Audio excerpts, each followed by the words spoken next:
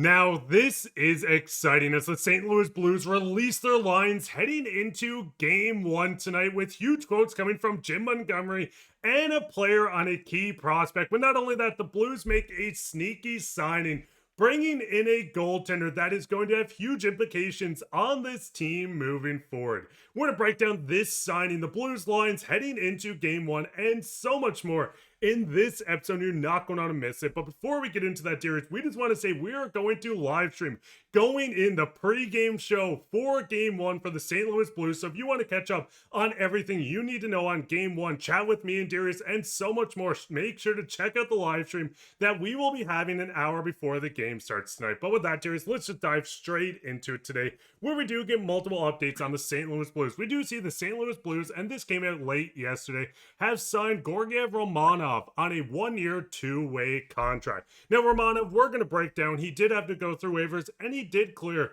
So the Romanov is going to join Springfield after losing Colton Ellis to the Buffalo Sabres. The contract comes in 1 year, $775K. But what is your initial thoughts on Doug Armstrong saying, hey, we lost our goaltender that's going to help Springfield hopefully win a Calder Cup? We're going to bring in a young goaltender that does seem like he has some decent potential. Yeah, I think the potential is definitely there. Younger goaltender. We don't know exactly what the ceiling is, but he's posted some pretty, solid numbers and spent some time even playing in the NHL with the San Jose Sharks in that organization. So there is some promise there. And I think that you needed to restock the cupboard a little bit after losing Ellis. Obviously, we talked about that ad nauseum earlier this week. That's a tough loss because he was so good, especially at the AHL level.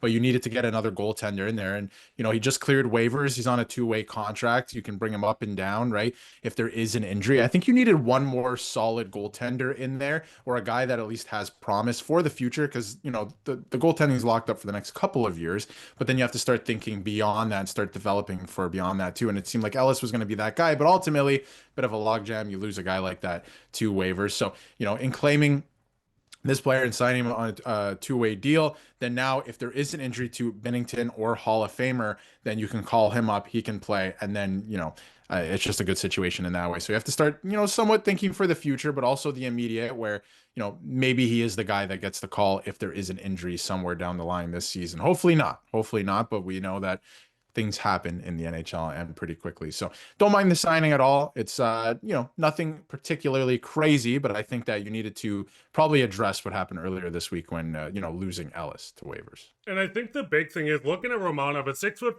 goaltender. Like you said, he had some time with the San Jose Sharks. They were not a good team, getting the second overall pick in the past draft. But Romanov is still a young goaltender, 25 years old, 6'5", has a bit of NHL experience. Put up an all-right AHL season last year with the Barracuda. But the biggest thing is moving from a system where we see the San Jose Sharks are in a rebuild. A lot of their players were on their main team. The AHL team wasn't a lot of talent. Yes, they do have some, but I think Springfield's going to be in a better position to put him into somewhere that can be a winning culture. He can come in and join this team. Still 25. Goaltenders don't really hit their peak. They're a little weird at 27, 28, 29, even into the 30s. So getting Romanov in, this might not be a goalie of the future for the St. Louis Blues, but someone that fits the timeline a lot better. He's not going to demand to want to be up, and Colton Ellis never did the same, but getting him in this system, he can work his way. Maybe he gets an extension towards the end of the season. With this, he is coming in as UFA with no qualifying offer going into next year at 26 years old.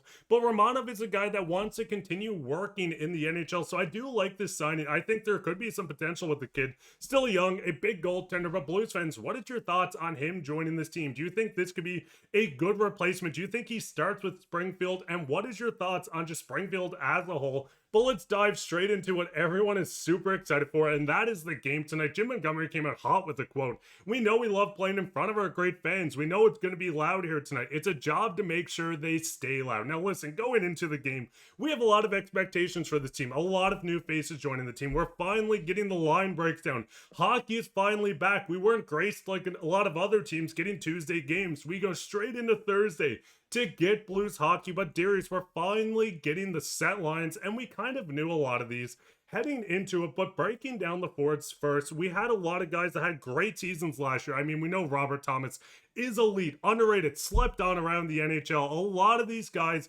are looking to have career years. We're seeing Dylan Holloway come back in mid-season form, and the season hasn't started yet, But what is your initial thoughts on just the forward group going into what's going to be an exciting game where Jim wants the fans loud?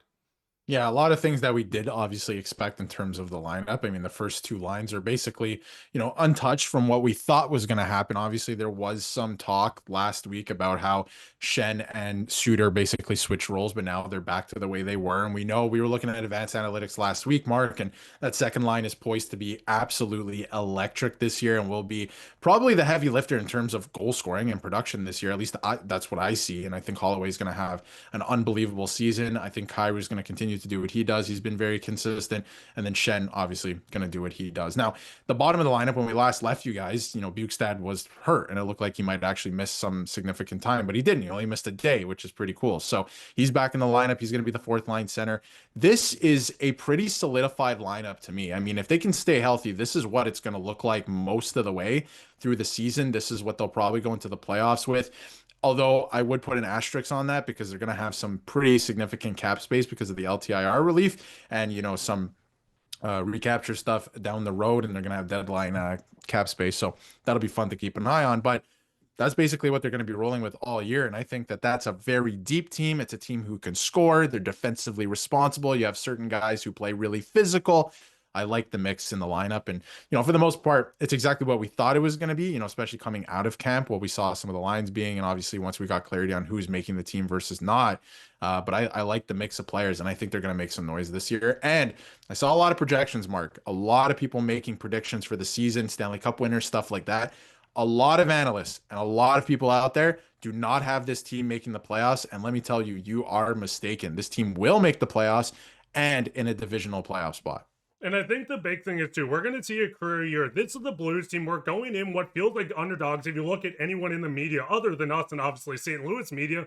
But a lot of people are counting this team out. It's going to be a tough division. It's going to be a tough league. But the biggest thing is the Blues added so much talent to an already young team working the way through. And that's not even getting into the defense. Now, with the defense, there is a lot to like. We added Logan Mailloux, and we get an awesome quote coming from Tyler Tucker saying, "I didn't really realize how physical and how much of a rat he is out there," which I like.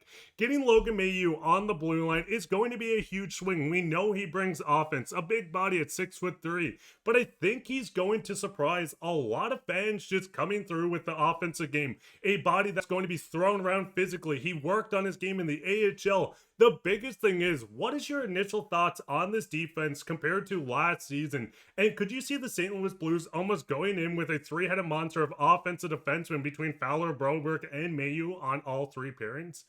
Absolutely. And I think that, they're going to mix it up as the season goes on as well. I don't know if Mailloux is going to stay down there on the third pairing. Maybe they, take a look at him on the second pairing with Broberg and kind of just see how that looks at points during the season. I think that Jim Montgomery is known to be a little creative at times, so that'll be fun. And obviously, when you're looking at the defense pairings, when you look back at last year, Fowler, Parayko, they were together. That makes sense.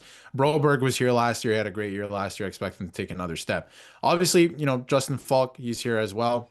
But I think this defense core, especially at the bottom, is faster, a little bit more tenacious. It's younger, hungrier. So I think that I really like what I'm seeing. I'm expecting big things from Mailloux. He's ready to make an impact, especially at the NHL level, make some noise because he has been in the AHL for so long. Like you mentioned, he's a big body, 6'3". He's known for his offense, but he does play with a little bit of snarl. He's a rat, as described by his defense partner, Tyler Tucker. So is Tyler Tucker. We all watch him play, right? He's got a little bit of that in his game too. So they're going to be a tough pairing to play against. They might make a lot of mistakes, right? And it's going to be the first game of the year, and I imagine it's going to be sloppy. If you're watching the games around the league so far, every single one is sloppy. Everybody's getting up to speed still and getting used to each other again. So, and a lot of teams, there's a lot of, turnover and stuff like that. So I'm expecting some growing pains, but I think they're going to be electric as the season goes on. And I like that they both kind of have that snarl to their game. So it'll be fun to watch, but really like what I see from the defense pairing and defense pairings as a whole. And I think that it is different from last year and should expect some big things and some speed, some hunger, some youth in the lineup. I like it. And Blues fans, what is your thoughts? Who do you think is going to be the most surprising going in? I know we're getting our first game on Thursday, but hey, the season technically started. We've seen the Blackhawks lose on Tuesday, so that's a perfect way to start the season. Let us know all your thoughts on this team going in and on Romanov becoming the goaltender for the AHL. Let us know your thoughts down in the comments. And speaking of comments, let's go straight into comments today. I remember watching the Four Nations and being so frustrated with Binnington as an American, but was so proud as a Blues fan, and we've seen a lot of hate on Binnington coming from the outside of social media. I mean, a lot of this is probably coming from Boston Bruins fans or a lot of Chicago fans, but the biggest thing is Binnington steps up every way in every sense, where he does it in the playoffs, the Four Nations, the regular season. Binnington's going to be slept on so much going into this year. But Blues fans, what is your thoughts on everything? Let us know down in the comments. Let us know if you're going to watch us, our live stream tonight. We can't wait to chat with all you guys as well. But that's been it for this episode. Make sure to leave a like, subscribe, share this with your friends. We'll be back in another episode, so keep your eye out for that. But I've been your host, Mark, with my co-host, Darius, and take care, Blues fans.